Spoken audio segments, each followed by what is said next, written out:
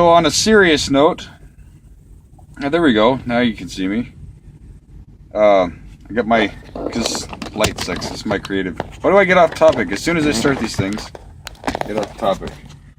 So I just shine this light on a piece of paper, and it really makes a huge difference on the light. If I take the paper away, this is what it looks like. The paper back works. So I really appreciate the people who share stuff on YouTube, because it helps motivate me to make decisions to progress my life. I guess people would call it cabin fever. This tiny little space, this 40 square feet back there. It's 8 feet by 5 feet, 40 square feet plus the cab. It's a tiny space to spend basically what I would consider would be the rest of my life. And at truck stops, in a truck, driving 400 to 500 miles a day, driving and then sleeping, then driving and sleeping. And there's so many laws and regulations of what I can and can't do, where I can be. And yeah, I can try to take some time off to go do something, but it's just like, it would be like going out and window shopping with no money, like going out shopping and being broke. Because a lot of the stuff that I would want to get, I'm not going to be able to use, or I'd go store it somewhere and never see it. But maybe once a month, once every 6 weeks. So what I want to do is transition from the truck to home like I've done before. I don't want to spend all of my time for the rest of my life living in a semi-truck. There's got to be more to life than just living in this truck under these conditions. A lot of people live in RVs, so that's where I want to get. That's what I'm getting at.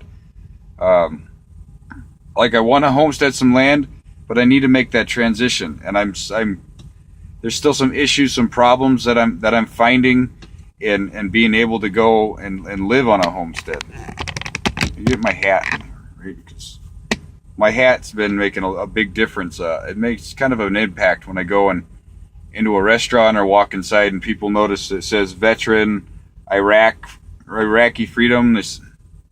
So I've been getting better attitudes from people, and it's very noticeable how people have been reacting or seeing me just right off the bat. That very first impression, like you see somebody when they're walking by, and you kind of pick up like maybe some anxiety from that person. They kind of give you a little extra space when they walk by. But then other people are like, "Oh, hey, like you're a veteran," and they're nicer to me. So there is some kind of a prejudice perspective. I think everybody has that. You don't know. I'm a stranger. People don't know. But now they see veteran, they think, "Oh, this guy's not dangerous. He's a veteran." So anyway, I want to get into the community and be a part of the sustainable development community, to live by my own means, not be wasteful. And I think starting off, like, what's going to be my first step to getting into that position? Like, I can go buy some land and stuff, but isolating myself on a piece of undeveloped land with no vehicle, trying to find a way to get materials to build a house or something, I think I'm going to pack my bags and try to find a way to take shelter in this truck again. And I really need to be really prepared before I get on board with a whole homestead. There's more I need to do. I need to make sure that I'm able to get around where I need to go. I need a vehicle, and I'm going to need a place to stay. And I've been looking at building codes. And if while I'm building a house and I'm not living in it yet, since that's going to take some time, I can't just put it all together in a day. There's some little tiny homes I can build. I can have delivered and set up for me, and would be almost ready to go in almost a day as soon as it arrives. I can order that and have that work done while I'm out here working on the road. But it would be great to be there when that goes on. I would like to record it, put it on a video, and share it, because that's a lot of progress. I've been here on YouTube making these videos, trying to show my progress in my life as I transition from day to day, as I go from, like, I didn't really record anything back at my apartment back in Minnesota, or what I was doing between Minnesota and having to come back to this truck. There's a lot of stuff I really wish I should have been filming.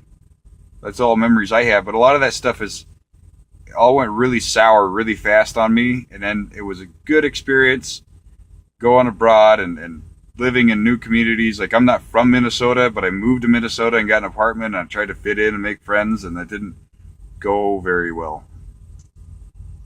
Just really awkward. Everybody, like, I'm 32 years old now, and trying to go out and make friends at this age is kind of hard to do. I need to go find people that are my age that are already into something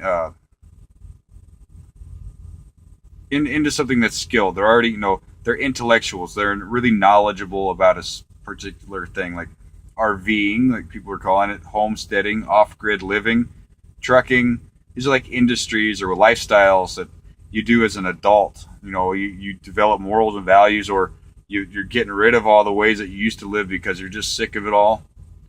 And I guess when you're young, and I guess we all, for those that are older, that aren't teenagers watching this video, that are adults, you already know that all the challenges that you face in life and what it's like as you grow older. You go through your 20s and 30s.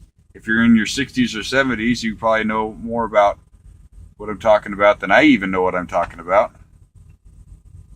But for those who don't know what I'm talking about, it's life doesn't really go the way that you want it to go, and you just have to kind of adapt and find ways that are, get involved. It's like politics and things you didn't care about before, you start getting really interested in, because that's a lot of those things are really affecting the way you live. And if you don't like it, you either leave or deal with it or try to find some way to cope with it, or I don't know, the way things are going today in society. What I'm looking at for my future as I get older, I don't want to be living in the semi truck doing the same thing every day for the next 20 years. I want to make some progress on not having to slave away at work. I don't think we all should have to do that. We're supposed to work. I put in my time, but I don't see that I'm going to be able to stop doing this and live sustainably after that. I get out and I'll live. I'll be able to sustain a home for 5, maybe 10 years at the most. I'll be looking for work, be looking for some source of income. I'll probably have health problems, and I need to make sure that I'm in a position to deal with all that stuff. So I'm planning for the long term down the road, but I don't know where everything's going to go. I'm just going to make sure that I'm versatile. Would be the right word to use. That I'm in a position that I'm easily able to adapt and make changes to compensate for the changes in economy, for the changes in environment, for climate. From the day to day to year after decades from now, am I going to be stuck where I'm at, or am I going to be able to withhold all the troubles of all that stuff? Am I going to be able to handle maybe even rewards? How am I going to deal with that? Like, say I won the lottery. Am I going to use that? No, that's not going to happen. Who am I kidding? Going to win the lottery? The lottery for me would be a self-sustainable off-grid property, an RV, and a community of people that I'm frequently in contact with, and go and enjoy activities with people that are like-minded. So, and I'm really, really willing to put all of my work, all of my labor into making that happen, rather than making this truck drive around the country. I can get a good mindset about driving this truck and for a purpose of why I do it, that I'm delivering food and contributing to society. But there's a ceiling of what, when it becomes, once you start going, like, you put in 10%, or 100%, and the ceiling gets raised a little bit, so now you're expected 110%. Well, that's your 100%. They expect you that each time, every time you put your best into something, they expect a little bit more out of you until you break, until you can't take it anymore. And there's, like, we're doing the best that we can, and it's expected more and more, and just get pushed and pushed and pushed and pushed. And the more and more there are of trucks and traffic out here on the road, pushing people to do all these things is really, really a reality of danger. I mix all my words up. It's late, I'm tired, it's time for me to go to bed.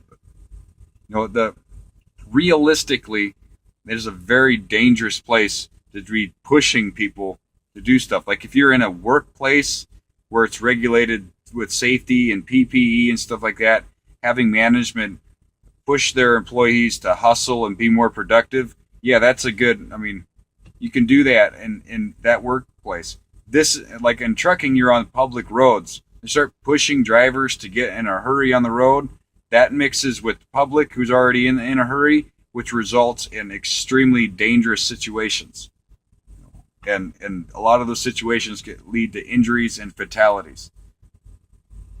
And with the mindset of safety, there's a lot of stuff where I have to say, like, no, I'm not going to do that. When I got a manager that's pushing productivity, but we got a road that's heavily covered in snow, they want me to deliver the load, and I'm saying, no, I'm not going to deliver the load. I am making that professional decision right there. I am the manager at that point, and I need them to assist me in information and passing knowledge along. But it's really up to me to make those decisions on to do that. I'm not a teenage kid with his first job that needs somebody to try to get me to not half-ass doing things. Like, I come from the Marine Corps. My piece of paper will stay. It's fine. I come from the Marine Corps, so discipline and following rules and stuff is not a problem for me. Managing fuel and trying to be as efficient as possible is not a problem for me. I mean, I have that mindset, and I'm trying to do that. I've talked to other drivers who don't have that mindset. They said they don't want to play the fuel games. They're going to idle the truck so that they're comfortable. But there's two different ideas right there. We're trying to be efficient with the trucks and manage our fuel, and that comes down to what we're doing while we're driving down the road.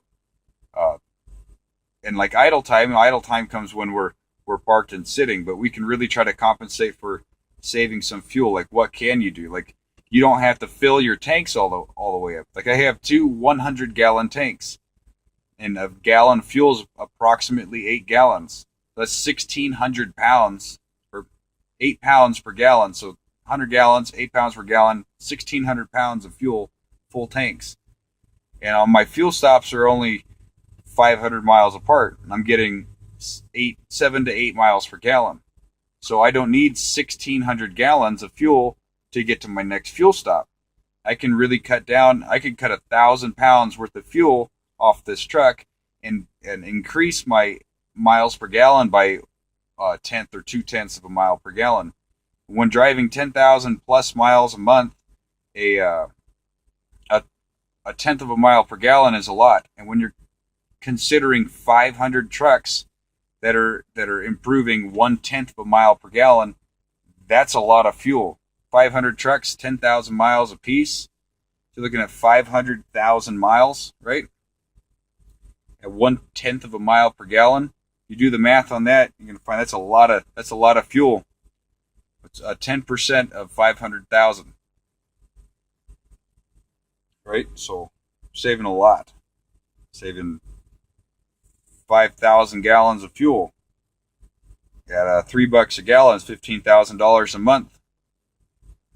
That's if we can just get drivers to be a little bit more conscientious about their driving, how they're like climbing the hills as well. Like, whether you're pushing the pedal to the metal and just trying to make the truck go as fast as it can all the time, and accelerating and pulling and climbing up these hills, versus just finding a speed where the truck is not like working its maximum effort to climb. Like, you're going to be going slower up the hill, but the distance and the speed that you're going up that hill really doesn't impact your timeliness as much. And it's way more, it's a lot better to try to save the fuel on that. And you can pull off a tenth or 2 mile per gallon a month if for the entire month you maintained that driving, like trying to be efficient. And we get fuel incentive bonuses. So I get $30-$40 per tenth of a mile per gallon more. So if I can pull off 2/10 of a mile per gallon a month just for not going as fast as I can up a hill, then I'm looking at $60 right there. what could I do with the next, like, well, it's times 12. My math is all weird. 12 times 6, 72, $720 a month. That could easily pay for storage or licensing, a registration on an RV. No, that's stuff that pays for something that I could be using to maintain and sustain my life in the future. So these little things that I do each day add up in the long run and can really make a difference. The drivers out here, they're just thinking about today, like they want to be comfortable now, and they're going to continue to do that every day, and they just don't have that mindset of even their future. But we're looking at the whole company too and adding that all together. How much fuel is this company? What's the impact on the earth? What about the future after we go, and our children in the future? Are we going to have these resources for them to use? We use more of these resources, it lowers supply, increases demand. The cost of living goes up for everybody. And so if you take the whole country as a whole, it's just thinking about them just being comfortable and not making decisions to be efficient, then we're really just driving up the cost of living ourselves and causing our own problems. So I'm trying not to contribute to all that stuff, and that's the kind of community that I want to get involved in, with people who have that mindset, that it's not about me, it's about us all. And what they're doing is affecting me too. So people who aren't being conservative, that continue to drive up the cost of living, that affects me. If I don't do it, that affects them. When we are all living in one place together, we all, all of this stuff that we do affects everybody in just a little tiny bit of a way, but collectively, it's a big deal. It has a big effect on everything. So hopefully we have the new president that we're getting, President Trump, the Trump presidency. I just got my fingers crossed that it really makes a difference and changes people to start being more, think more sustainably and want to make those decisions. And unfortunately, some people are going to feel that they're losing everything and they're sick of the lifestyle, that they go to work and they're just going to go be sustainable anyway, and they're mad about it. But it's kind of I think that needs to happen for a lot of people who were just thinking about themselves, and then now they actually have to do something. Nobody's just going to hand them something for free anymore. Now they're actually going to have to go and work hard for it, which is a good thing, and they'll get over it. The kid's that's what you do when you're growing up. When you're a kid, you got to learn to work. You got to learn responsibility. A lot of these people are adults, twice my age, that still haven't learned how to be responsible in that way. Now they're responsible in their ways that suit themselves, but when they think about community, they don't care anymore. Especially when we have communities that are fighting, like Ferguson, Missouri, or over there by St. Louis, when people were rioting. They're not taking responsibility for their actions. They're saying it's everybody else's fault. Now they're just going to do that stuff because they're pointing their finger at somebody else. But I don't know what I'm talking about. Why am I getting into politics? I'm not even supposed to be making any more YouTube videos. Just to cap this all off, I'm going to close it off with that. I'm going to go look for an RV, and it can be really old and have some damages to it, but I'll fix it and make it my own. So that's going to be the first step of me being able to get to a homestead, to get to where home is going to be. And my home will be able to move. So if I don't like one area, I can go move to another area. And if I can use some of the space at, say, an RV park to grow a garden for food, if they let me do that, like a community garden and an RV park, maybe they'll consider it. Maybe the people at the RV park will be like, yeah, we would love to have a garden here, and it'd give people things to do, and everybody could contribute to it. And I think that would be a good thing. We could all live happily and peacefully together in a community like that. As they're already in vehicles, already in RVs, I think I get a lot of people that are like-minded. I think that's the direction I should go with RVs, and I'm really going to start getting into it. I've been watching people that share their videos and stuff on YouTube about their RVing, and I've been getting along. I agree with a lot of the stuff that they're saying, and it really interests me what they're talking about, and I hope to get me my RV and make videos and share it with everybody. Got 4, 3, 2, 1. I'll see you later. Goodbye.